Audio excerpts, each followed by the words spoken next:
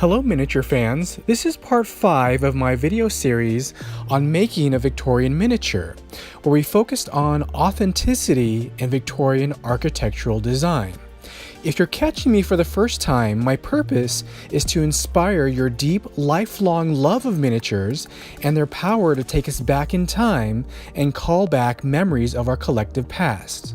Now, verticality was the focus of part 1 through 4 in the Victorian row houses, because the footprint of the house was a uniform 25 by 100 feet deep. Now, the Queen Anne style in San Francisco started to become more popular in 1890, and instead of verticality focused, it was also horizontally focused. The light plays on the details as your eyes go from left to right, as well as upward. So I placed an intricate balustrade on the porch, as well as a circular entryway flanked by column supports. I also placed finer details on the windows, as you can see here.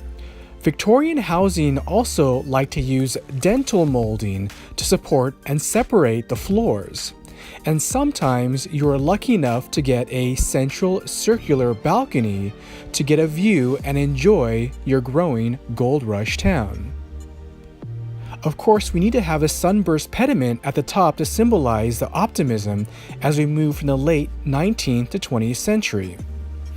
I also added these window dormers to the roof line, and in the front and back I added finials to the roof edges.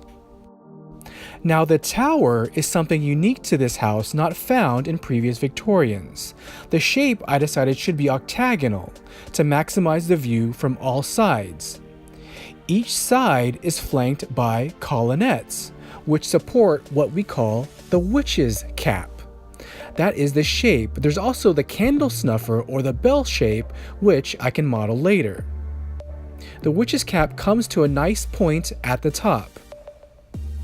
I also added fish scale tilings and small dormers on 4 of the 8 sides.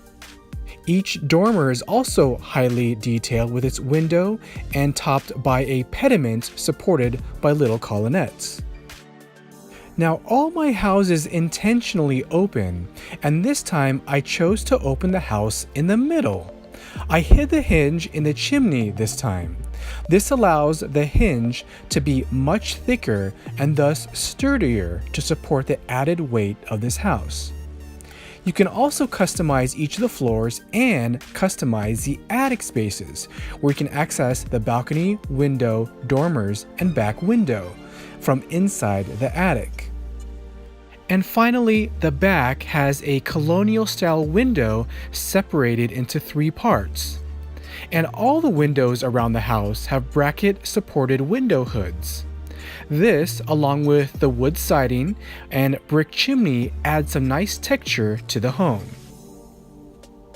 This house by far is my favorite of the first 3 houses I've built. In my next video, I'm going to go bigger and tackle the challenge of putting a mansard roof on a Victorian house. Until then, thank you for watching and happy modeling.